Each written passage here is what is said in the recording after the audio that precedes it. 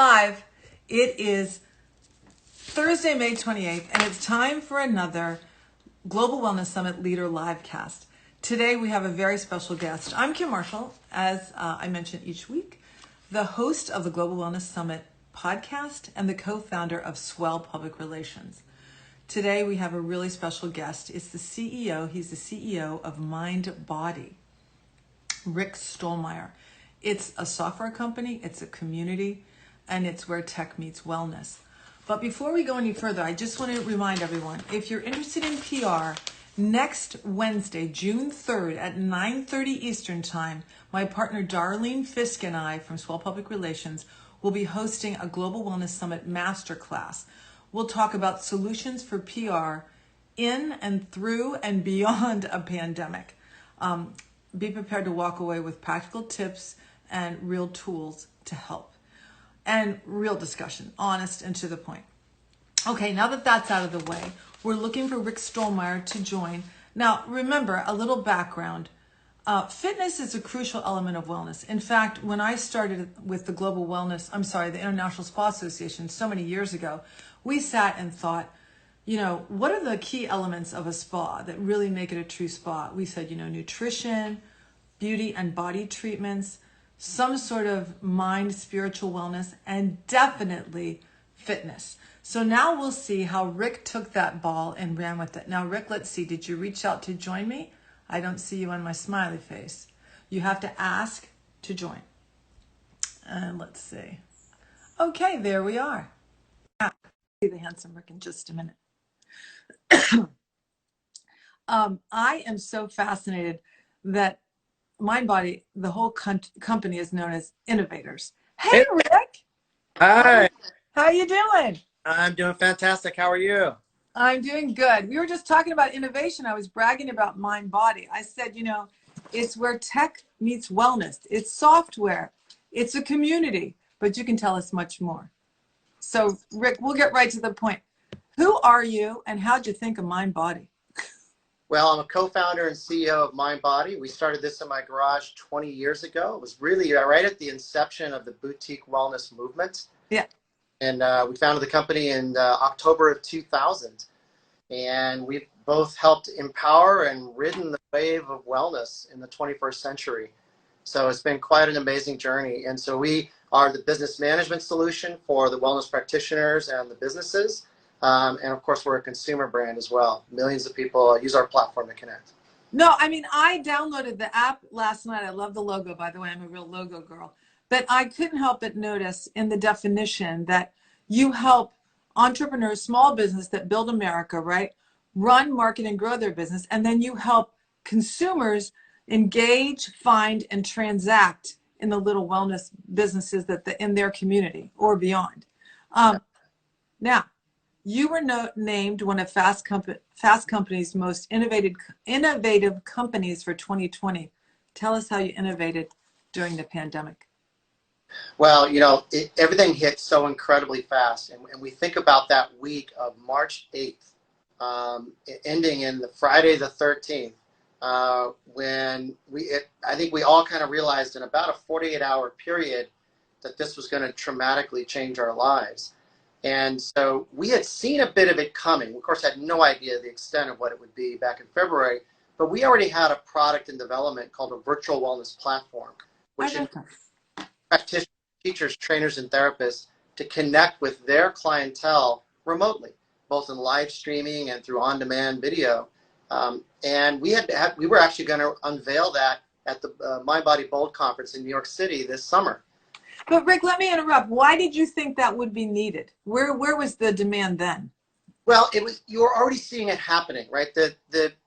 These technologies come in waves, and you were seeing the virtual technology enabling practitioners to extend their reach to more people, and also that the consumers were able to access things more easily. So it was about cost, it's about accessibility. And, clearly this was growing, right? Peloton was already a phenomenon before COVID-19. So this is something that we had been planning for more than a year.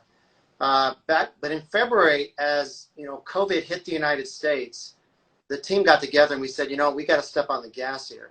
because our clients, our customers may need this sooner than we thought. And we ended up releasing that on March 29th. Wow. And today there's just tens of thousands of practitioners engaging with their clients through that.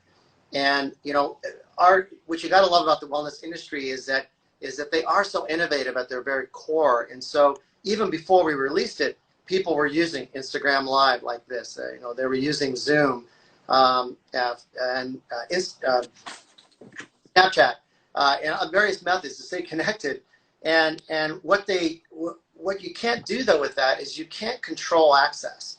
So if I decide to teach a yoga class on Zoom, well, anybody could send that link to hundreds or thousands of people. It's not behind a paywall. Or I could post my videos on YouTube, which many people do, and there's lots of content up there, but you can't actually run a business on that. And these wellness practitioners, you know, they need to be able to have an income. Now, are you finding that people are willing to pay to take these classes, or are there just so many free ones? What are you finding? Okay, they're willing to pay for the fact that there's an actual real connection with the teacher and trainer and the therapist, that there's a sense of local authenticity and a sense of community. You know, even if the local authenticity is, I want to access that amazing class in Tribeca and I live in California, it's still local and authentic. And we just don't buy into the notion that everybody's going to be accessing the same classes. Millions of people all taking the same classes on Peloton or Mir. We think those are fabulous platforms, and they are helping to expand the wellness ecosystem, and that's good for everybody. But the people that wellness is really distinct because it's about community. Yeah. These businesses form communities. They really are the backbone of our communities, and this is why we think it's so important now to get them reopened. It's frankly time sensitive and critical that they get to reopen. But I mean, did your decision to offer virtual options have anything to do with the survey you took that showed that people just sometimes don't have the time and the access, especially if they're women? Did it have something to do with that? Sure. For sure. I mean, we have been hearing that for some time, right? And if you think about like an active yoga practitioner or group exercise practitioner, Pilates, she's probably going to class 2 or 3 times a week. And if you can have a virtual extension, well, she might be able to engage 5 or 6 times a week. Right. In her busy schedule. Or if she has to travel for business, she's able to engage. And so this is, as we talk to people, to consumers, we were hearing this desire over and over again. And of course, what COVID did was it just accelerated everything. Everything, what was going to play out over the course of years, I think has played out over the course of weeks. Yeah. Yeah. In fact, there's an article on your site from Bloomberg that said almost overnight, the $100 billion fitness industry went virtual. And you, I think we could say that MINDBODY was leading the charge, right? Well, absolutely. I mean, our North Star is to connect the world to wellness. That's our purpose. Help people lead healthier, happier lives by connecting the world to wellness. And if we're not allowed to connect face to face, well, this is the only way to do it. So for us, it was an absolute no-brainer. And we also have a great deal of empathy and connection with the business owners and understanding how terribly their businesses have been hurt by this.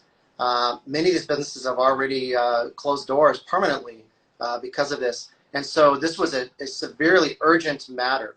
And so our team literally worked 7 days a week, 12-hour days plus to get this system, our virtual wellness platform, out into the world as quickly as possible. Well, I will tell you, I see on a lot of your material continually innovating. And, you know, our questions, when did you realize COVID might be more serious? I think immediately, right? So you in 3 weeks completed your tools to pivot, you could say, right?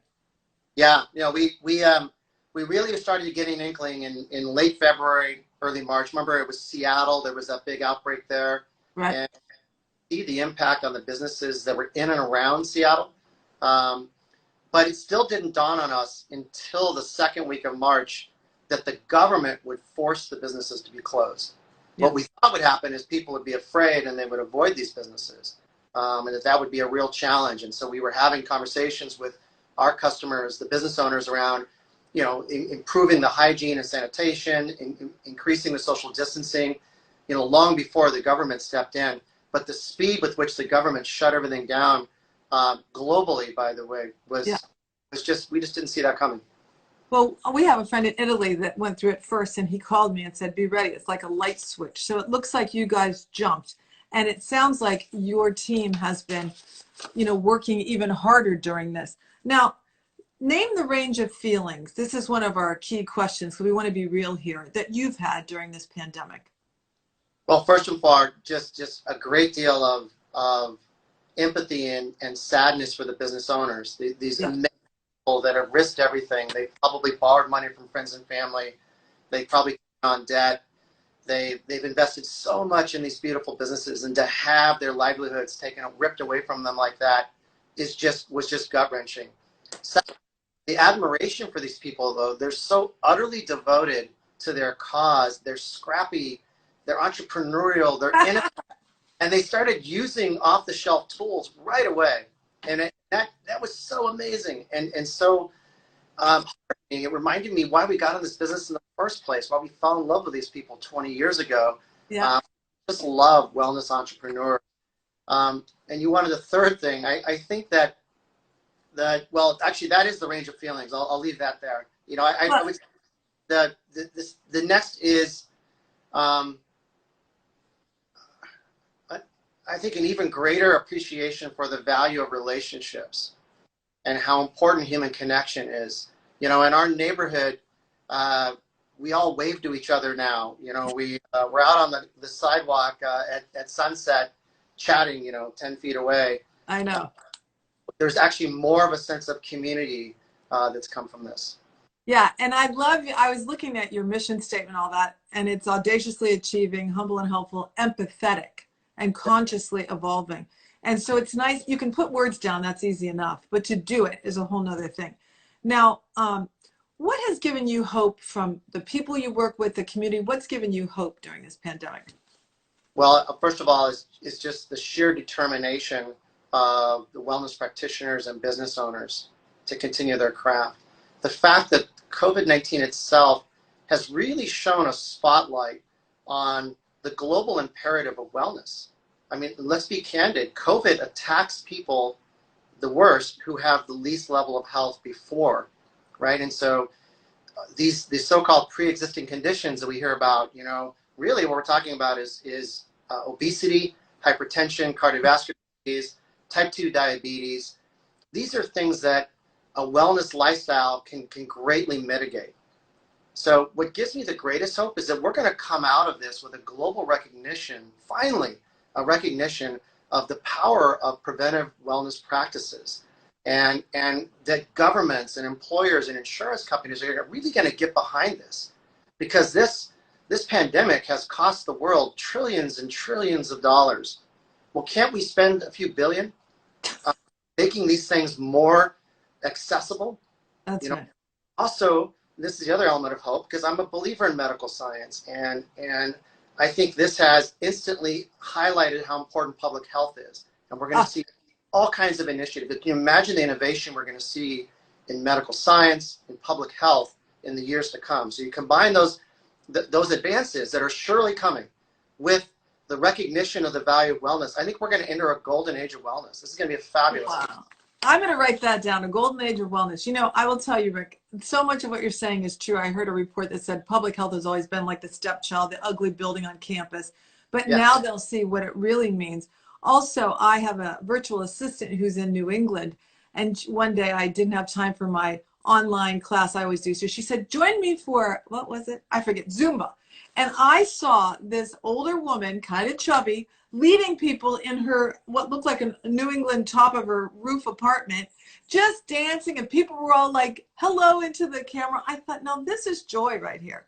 And boy, we need joy now, don't we? So thinking of that, can you get more specific, Rick, about what you've done as a business leader? Because you're constantly innovating. One thing I've read is that you even have virtual meetups for some of these entrepreneurs who might be stressed out. How can I survive? Tell us about that.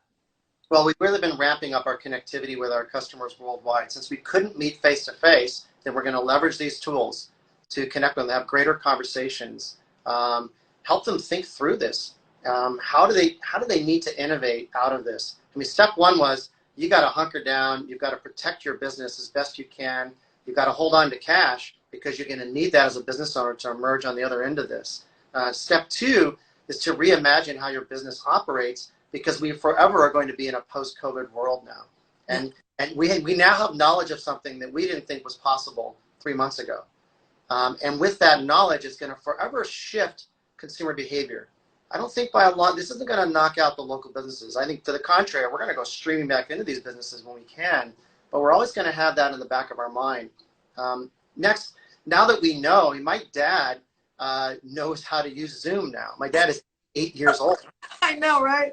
So we've now educated all these people, including senior citizens, how to use the latest and greatest technology, and that's a wonderful thing. And the wellness businesses can leverage that. I've also been active in our own communities. We live in the Central Coast of California, San Luis Obispo County and Santa Barbara County, and was asked to be part of a business, local health leaders and government leaders effort on how we plan the reopening of our economy.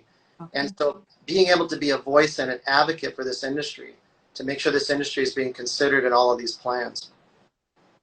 Well, that's a wonderful thing. Now, I read something about artificial intelligence and machine learning and your software called Bowtie. Is that being used right now or yet? It is. Well, Bowtie was a really innovative startup that was built on top of our API platform a few years ago, aimed initially at salons and spas. And of course, we've increased the adoption of that. Basically, it's a virtual assistant.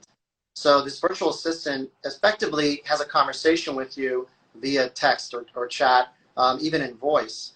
And you don't realize how many times this is happening when you're booking an airline or a hotel. This kind of technology is already in play. And so it can help the business owners because it reduces their costs. What we've done now is we're adapting that to fitness.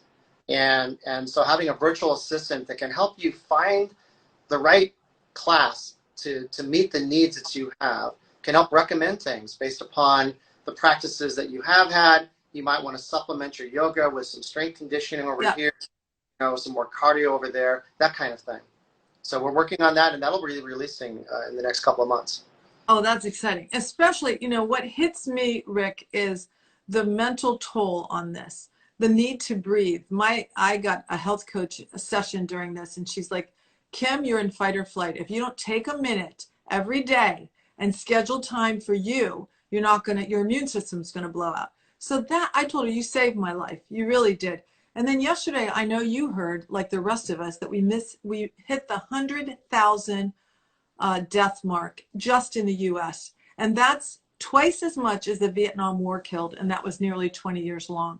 2 months compared to 20 years, twice as many. Now, this information weighs on our mind. So tell us how we can get back to joy each day. What are you doing, Rick? Well, first and foremost, just connecting with my family and my loved ones.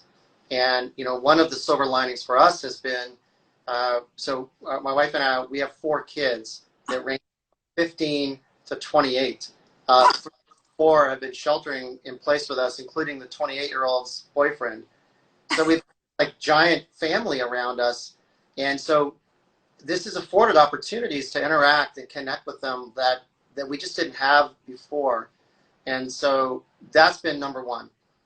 Number two is getting outside. As the weather warmed up and we all get to get out and just enjoying Mother Nature. And Mother Nature seems to be having a party right now. Rather enjoying that we're alone for a while. The amount of birds that are in our neighborhood compared to what is normal, I think is rather remarkable. And so connect to nature, get outside. By the way, the vitamin D sun, we've all been trained to stay out of the sun, right? Because it's hard on our skin. Actually, you need vitamin D.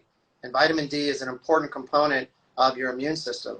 So use that as your excuse to go. That's how we connect. People we love and being in nature. All right. Well, we promise. We always say 10 minutes, but of course we always go over when we get our juicy guests on. But tell us, Rick, I know you've been at the summit, the Global Wellness Summit, quite a few times. I saw you being interviewed on stage last year in Singapore. It was so exciting, where we launched our podcast. But what are you reading? You're an entrepreneur. You don't sit back. You don't say, okay, I've achieved this, I'm going to rest on my laurels. I read. You just keep going. So what tips, what books to read, what podcasts to listen to would you recommend to those entrepreneurs from the wellness world that are listening right now? Well, when they're in times of crisis, I love reading about people who have overcome incredible odds. And so the book I just finished is called The Splendid and the Vile, and it is about Winston Churchill and England in the first year of World War II, during when the Nazis were raining bombs on Right. the very existence of England was at risk. Those kind of extraordinary stories I find enormous inspiration in. And another one that I just started is called No Ordinary Time, and it's by Doris Kearns Goodwin. Oh, right. I heard of that. So she's an exceptional presidential biographer. And so this is about FDR and Eleanor Roosevelt and this amazing partnership that they formed in the 1930s as the U.S. was battling the Great Depression, which was a truly difficult time, only to come out of that right as we're thrown into World War II. So I that's where I find my wife kind of laughs at me because she wants to go find something that's more peaceful and she wants to read about Siddhartha. I want to read about like war and really difficult and leadership. So I think we each have to find those things that connect to our soul. Yeah. And I think when reading about people in the face of difficulties and how they responded to these heroes' journeys, Yeah, I find the most inspiring.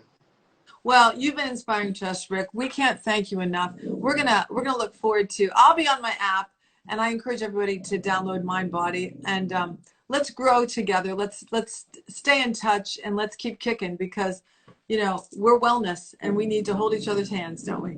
Right. Absolutely. From a distance. Yeah. Great to see you. You too. Thanks a million.